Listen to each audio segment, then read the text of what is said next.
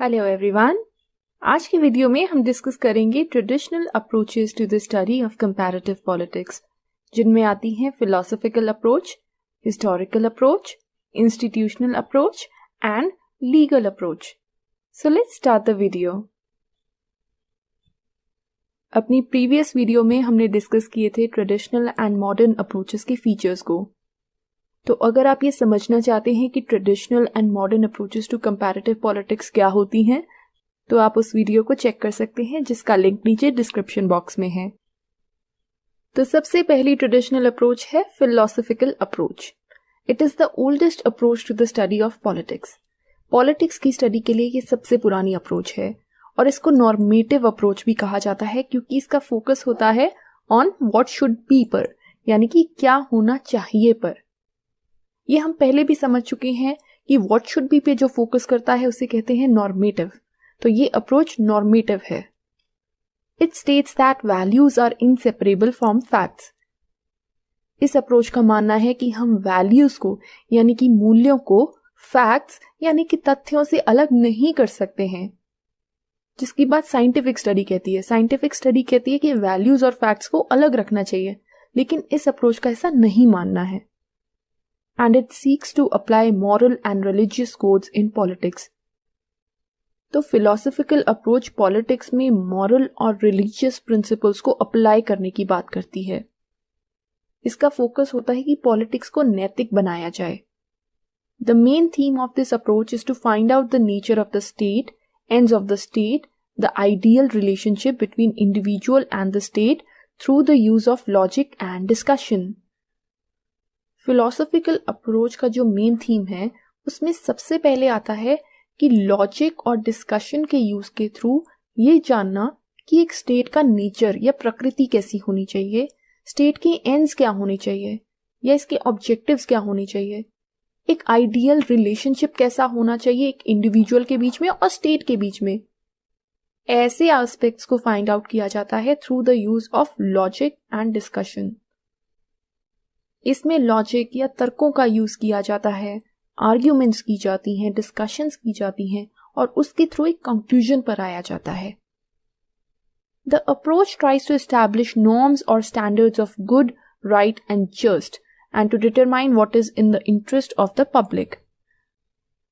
Philosophical approach का aim होता है ऐसे नॉर्म्स या मानदंडों को एस्टैब्लिश करना जो कि गुड हों, राइट हों, जस्ट हो, यानी कि अच्छे हों, सही हों, and plus they should be in the interest of public, जनता के इंटरेस्ट में हो। नॉर्म्स होते हैं ऐसे रूल्स या एक्सपेक्टेशंस जो सोसाइटी द्वारा इन्फोर्स किए जाते हैं। इसका एग्जाम्पल है कि एक आइडियल सोसाइटी कैसी होनी चाहिए, या एक आइडियल रूलर कैसा होना चाहिए, या इंडिविजुअल और स्टेट का रिलेशनशिप कैसा होना चाहिए। It focuses on great ideas, values and doctrines of politics. ये अप्रोच फोकस करती है आइडियाज पर, वैल्यूज या मूल्यों पर और डॉक्ट्राइन्स पर, जिसे हिंदी में कहते हैं सिद्धांत। तो इसका फोकस रहता है पॉलिटिक्स से related ideas, values and doctrines को डेवलप करना। तो जैसे प्लेटो का कॉन्सेप्ट है जस्टिस का और आइडियल स्टेट का, वो भी एग्जाम्पल है फिलोसॉफिकल अप्रोच का। It seeks to explain the words and terms that are used by the political थियरिस्ट्स।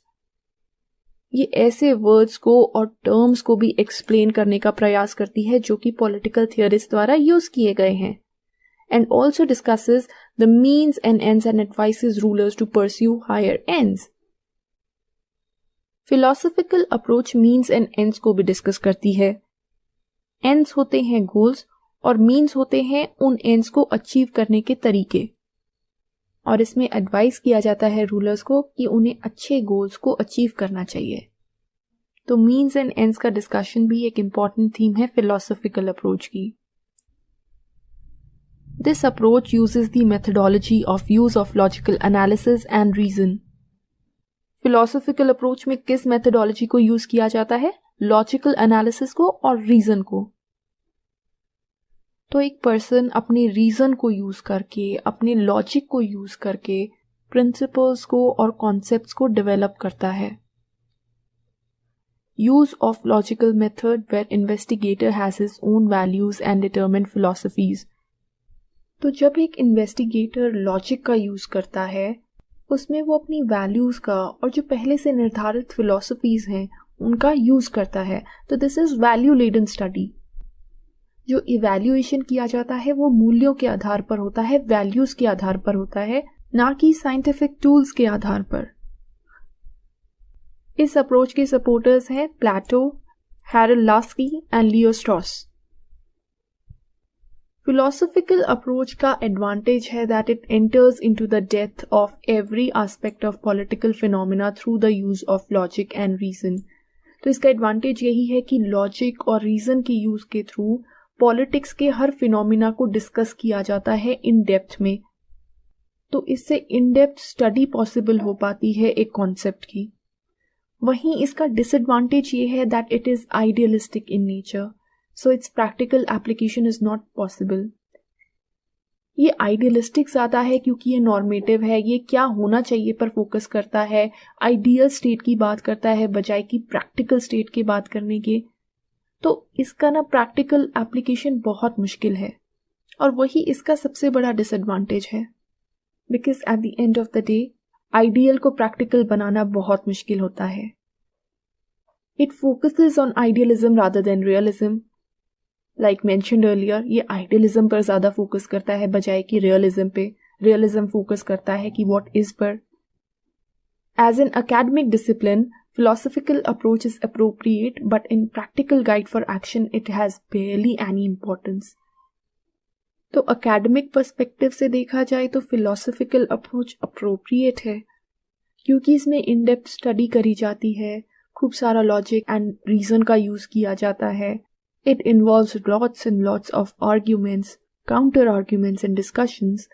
But practicality में जब इसे अप्लाई करने की बात आती है तो it has barely any importance. So this is the oldest traditional approach to the study of politics, जो कि आइडियलिज्म पर ज़्यादा फोकस करती है and it focuses on norms, standards of good, right and just, great ideas, values and doctrines. इसके बाद आती है historical approach, which assumes that studying the past is the best means to understand the present. So politics can only be understood when the historical factors are taken into consideration. तो historical approach मानती है कि past को study करना सबसे best तरीका है present को जानने का. तो politics को तभी समझा जा सकेगा अगर हम इसके historical factors को समझते हैं. तो historical approach focuses on the study of history और past. इस approach का theme है study of politics through the study of history of the state, government and other political institutions. यानी कि politics की study करना states की, governments की and political institutions की history को study करके. तो इसकी मेथडोलॉजी ये है कि to understand the political institutions their past working is studied. Political institutions को स्टडी करने के लिए उनका पास्ट भी स्टडी किया जाता है. History let's the researchers no how government, political parties and many other institutions worked and this can guide the present and analysing the future. तो ये अप्रोच का मानना है कि हिस्ट्री हेल्प करती है रिसर्चर्स की ये जानने में कि सरकारें, पॉलिटिकल पार्टीज और इंस्टीट्यूशंस कैसे हिस्ट्री में कार्य करते थे, पास्ट में वो कैसे वर्क किया करते थे और इससे प्रेजेंट में वो कैसे कार्य करते हैं उनको बेहतर तरीके से समझा जा सकता है और उन्हें गाइड किया जा सकता है फ्यूचर के लिए भी और प्रेजेंट के लिए भी. तो इसका एग्जाम्पल है to study the Indian government through the study of past governments.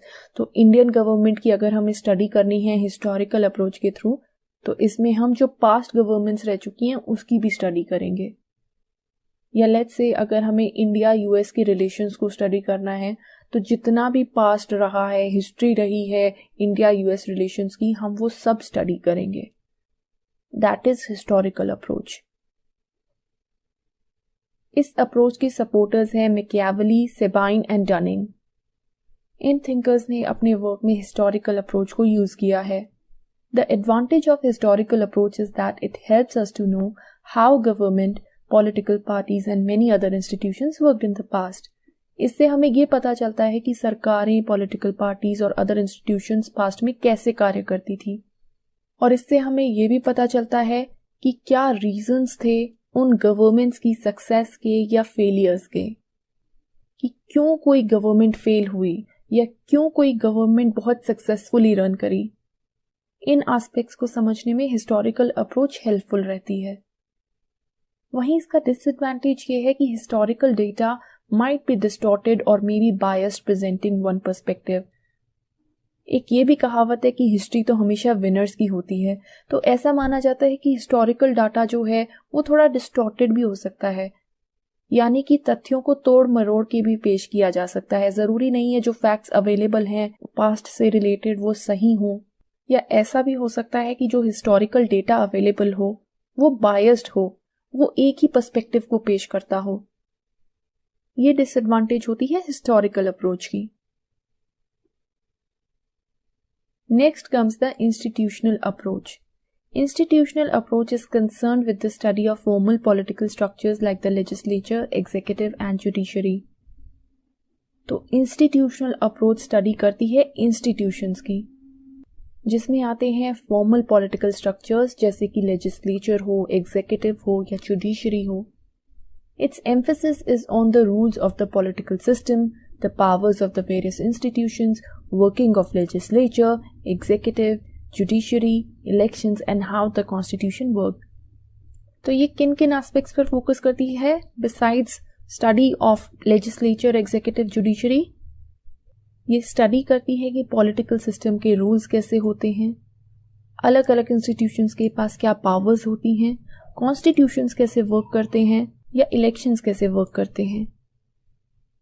The theme of this approach is emphasis on formal institutions of government and politics.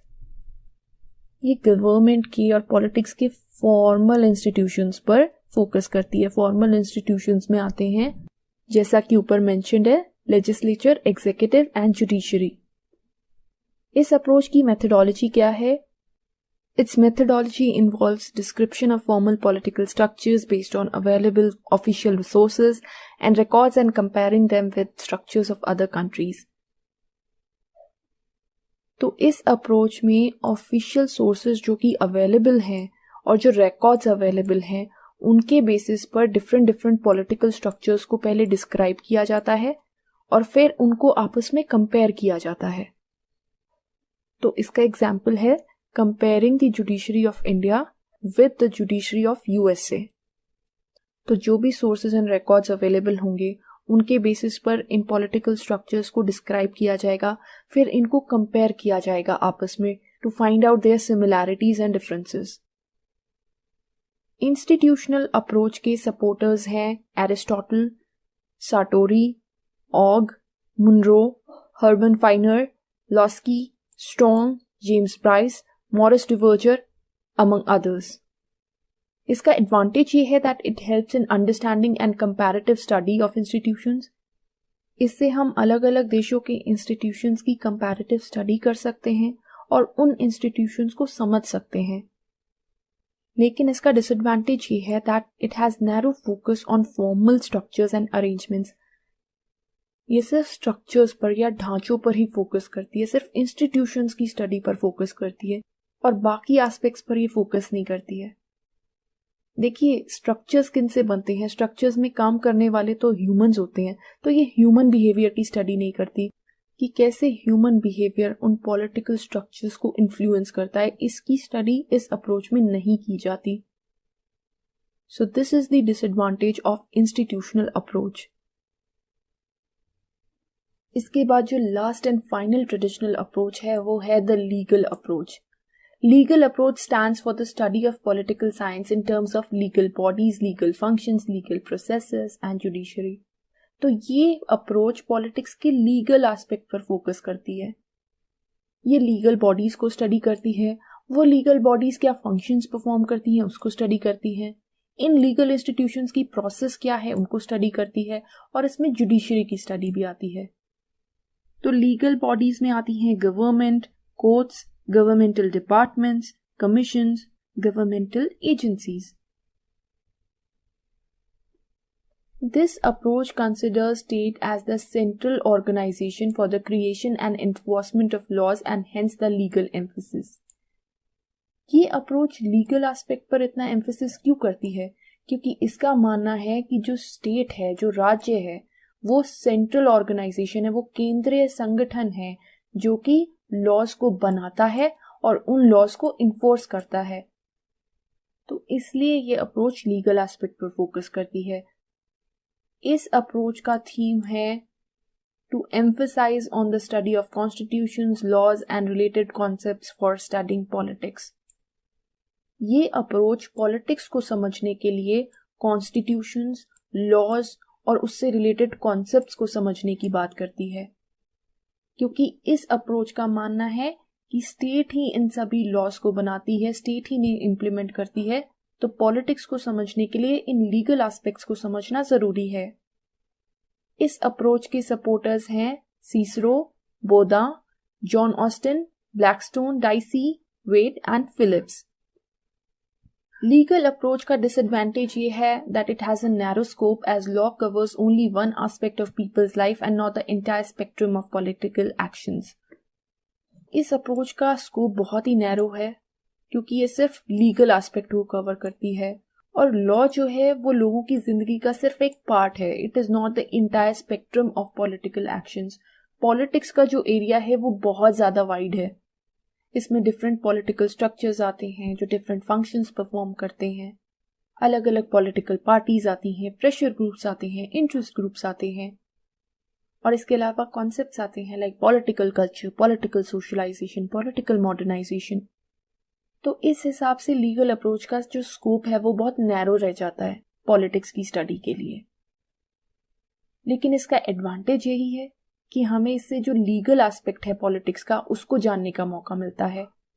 इससे कॉन्स्टिट्यूशंस की, लॉ की और उससे रिलेटेड कॉन्सेप्ट्स की एक इन डेप्थ स्टडी पॉसिबल हो पाती है, which is the advantage of legal approach.